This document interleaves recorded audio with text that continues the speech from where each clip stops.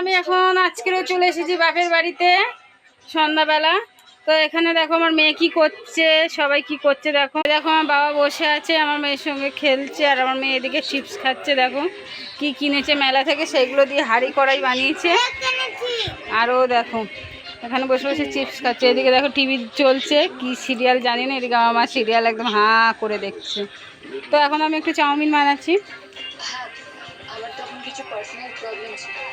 আলু দিয়ে চাউমিন করছি। কড়াইটা একটু ছোটো হয়ে গেছে আর চাউমিনটা বেশি হয়ে গেছে, শুধু সাইড দিয়ে পড়ে যাচ্ছে, ভালো করে মেশাতে পারছি না।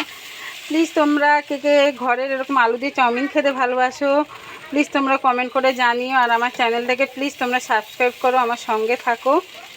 আর কেনা চাউমিন তো আমার মা বাবা অতটা ভালোবাসে না, তার জন্য আমি বলি আজকে ঘরেই বানাই। তখন আমি এটা মেশাতে থাকি, তোমরা আমার সঙ্গে থাকো। আমি রেডি হয়ে গেছে, খেয়ে দেখি।